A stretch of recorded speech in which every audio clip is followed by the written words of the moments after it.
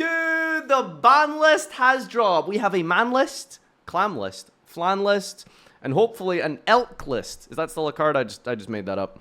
All right, so a bunch of these cards have been banned. Never seen them before. But a Magic friend of mine was kind enough to send me some context. So the best deck in the game right now is Izzet, blue-red prowess, where you cast cheap guys that get bigger as you cast more spells. The second best is mono-red mice, who kill you on turn 3 with buff spells. That sounds miserable. Both decks use a card called Monstrous Rage to make their guys big and make blocking them useless because of Trample. The other decks in the format are Domain format mentioned. 4C Zur, which cheats big spells into play and draws off big spells using the Beanstalk and this is way too many cards. Omniscience, where you cheat the namesake spell into play and on turn 3 it lets you ignore mana costs.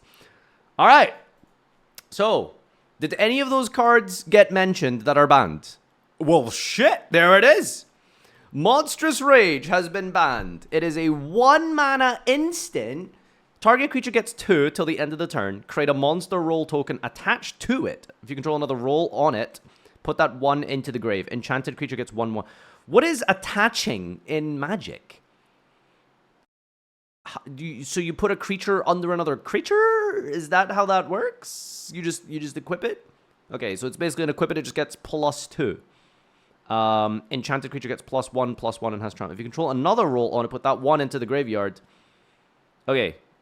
Alright, and the trample is the most relevant part of this, I suppose, to make lots of damage here. Alright, we got Corey Steel Cutter here. It is a 2-mana artifact. Each equipped creature gets 1/1 and has trample and haste.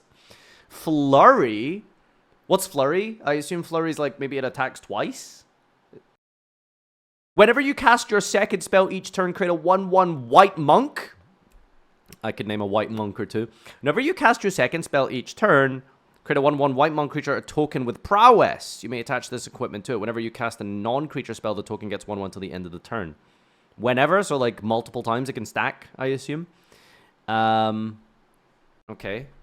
Abuelo's Awakening. Return target artifact or non-aura enchantment card from your graveyard to the battlefield with X additional +1/1 counters on it. It's a 1/1 spirit creature with flying in addition to its other types. Ooh, turning it into flying is crazy, right? Return target artifact or non-aura enchantment card from your grave to the battlefield with... Is this just Monster Reborn? And it buffs it with flying? And stats? Is that like a reborn effect's common in Magic? The stats don't matter. It's reborn for the auras. Hype moments and aura apparently is the format in Magic the Gathering. It's reborn for continuous spells. Artifact or non-aura enchantment card. Oh, okay, so you're re-equipping it. I see. Okay, very cool. Heartfire Hero. By the way, this is like 7 bans. What is going on in that format? It can't be good. Like, Magic can't be in a good state if they have to ban 7 cards. Valiant. Also, did anyone confirm what Flurry was for me? And I guess I need to know what Valiant is. Is Valiant basically Taunt, I think? Whenever Heartfire Hero becomes the target of a spell or ability you control for the first time each turn, put a 1/1 counter on it. When it dies, it deals damage equal to its power to each opponent. Creatures aren't opponents, right? It's just a commander reference.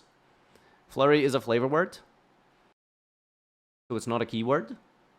It explains it on the card. Oh, so it's like creating a new keyword, but just putting it... Okay, right, I see. So this card becomes a target of a spell or ability you control for the first time each turn, put a 1/1 on it. So if they try and ping this or something, it just gains 1/1. And when it dies, it deals damage equal to its power to each opponent. Why is this card good? It doesn't seem like amazing. Is it comboing with something or like... Because it doesn't seem amazing. You could target it with yourself. Oh, right. You are targeting it. Ah, okay, of course. I was thinking of it more defensively. But true, you buff it with like Monstrous Rage, which then further buffs it. And then when it dies, it's a 1 mana that just deals like 5 burn basically or something. When it gets buffed for like... Essentially, like, a 1 mana creature is just dealing that much damage in an aggro deck. That's pretty disgusting. Okay. Fair enough. Up the Beanstalk. 2 mana enchantment. When Up the Beanstalk enters the battlefield, whenever you cast a spell with mana value 5 or greater, draw a card. When up the Beanstalk enters the battlefield, whenever you cast a spell with mana value 5 or greater, draw a card. So you activate this for 2 mana, and then you immediately draw a card, so it kind of replaces itself. And then I assume big green is a thing where you're constantly activating high-cost cards. However, I assume you're not actually activating 5-cost cards. You're probably cheating the mana of other cards, but they have a value of 5. So you're kind of getting, like, the draws out of it, right? Okay, that's... It's like having a spellbook library. Royal Magical Library, right? Which is a shit card in Yu-Gi-Oh! But, like, you know, thematically, when it's designed for your specific archetype, that's pretty crazy. So it's pretty much like the best ramp card in green, I assume, right? Isn't this like... I don't know anything about Magic. Again, this is purely speculation and Yu-Gi-Oh! Player perspective. But isn't this like really kind of unfair for green decks? Because I assume that deck probably doesn't... This is like the most important card in green. Because like... I feel like this sounds like a deck-killing card. If you ban this. Like... Some strategies might just not be viable anymore because of this ban. It's not the most important, but it's insane. There's a multicolored deck that just plays a ton of mana cheat overlords to draw a card. What is Overlord? Is that like Overload in Hearthstone? It's insane, but green will still be good.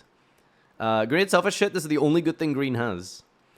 It becomes very cheap. Draw for 2 mana. Yeah, basically. God, that sounds like a Yu-Gi-Oh! Deck, man. This sounds like my type of deck.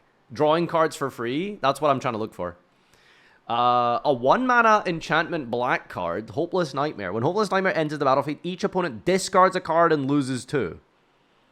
When Hopeless Nightmare is put into a grave from the battle, scry 2. What does scrying 2 mean? You excavate 2 and then add 1, basically, from the top of your deck, right? And then you can pay 3 mana to sacrifice Hopeless Nightmare. Alright.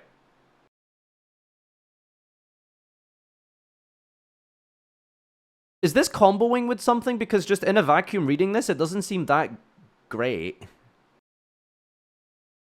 Like, it doesn't seem that good to me. Like, you activate it, and then, like, okay, sure, you go -1 to play it. And then you have to pay 3 mana to sacrifice it. You play it with bounce cards? Oh, right. So you're constantly, like... I assume you're generating a bunch of fodder. So cards that you're okay with discarding. Because I assume black uses the graveyard a lot. And then you're just reactivating it, like, a couple times over the course of multiple turns. Just discarding just looping your opponent's hand. That sounds so miserable to play against. Like, like it's probably really fun for the black player, but against, like, playing against them, it's like, must be so unfun. Like, really unfun. Like, because there's nothing, like, more miserable than, like, getting your hand looped. That's always, like, the worst feeling. Because it's, like, random, and it is random, right? Each opponent discards a card. Okay, no, they do get to choose, but... And by the way, in Commander, this loops 3. That's absurd value, right? Is this good in Commander? It must be good in Commander.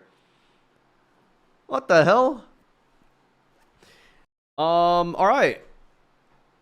What is Suspended?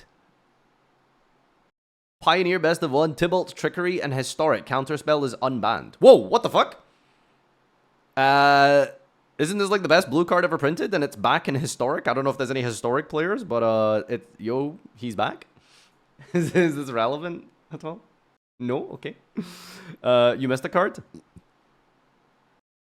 Oh, there's another one. This town ain't big enough. 5 mana instant. This spell costs 3 less to cast if it targets a permanent you control. It costs 2 for targeting your own. Return up to 2 target non-land permanents to their owner's hand. So it's a 2 mana rebounce your spells.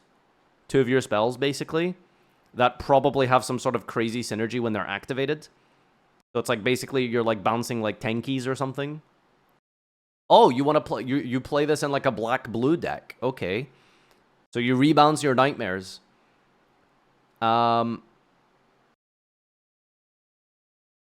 Oh, you can still bounce your opponent's cards because you can target one of yours and one of theirs. You still bounce a card and you get the discount. And you get to reuse a card. So that's like, you're like double, triple dipping? You're like double, triple dipping into the value, basically. Because that's, yeah, that's crazy. Ooh. And obviously, because it's instant, you're like dealing with your opponent's like enchantments and stuff. That's crazy. Triggers up the Beanstalk. Is there a blue-green deck? Cast a spell with value 5. Wow, that's absurd. Wait, what happens if you target up the Beanstalk? So you go like... Magic ruling question. What happens if you go big enough, target Beanstalk? Does Beanstalk need to stay on the field to resolve? Or do you still, like, get the draw? Beanstalk resolves first?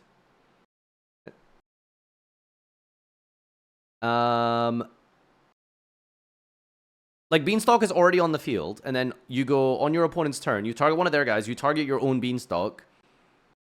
I guess, like, it's just chain links like in Yu-Gi-Oh, right? Like, it's just chain links, right? You just... So the blue resolves, it bounces up the Beanstalk, and then the Beanstalk is no longer on the field, so that you don't get the draw. I assume. Or does it still resolve in hand or something after you've compulsed it? Wait, you still draw? That's broken! If you compulse Stratos, does he search in this situation? I guess, yeah, but I was just Yugi braining because I was thinking continuous spell wouldn't resolve. Well, all of these cards seem completely busted. Now, what's interesting is none of them feel like one-card problems, per se. But maybe that's like that's like a very much a Yu-Gi-Oh problem, where one card you read by itself, like, does everything by itself, whereas in Magic... None of these cards really are that broken in isolation. They all need to be used with other things to really get their full value and stuff. So I guess that makes sense when you're kind of reading it. But yeah, there's definitely some dumb generic combos here. The worst one for sure, if I was a Magic player, I would be very happy about Hopeless Nightmare. But I think I'd be really sad about Up the Beanstalk. There you go. That's my take. Drawing cards is fun. All right. See you in the next Magic the Gathering ban list. Clan list.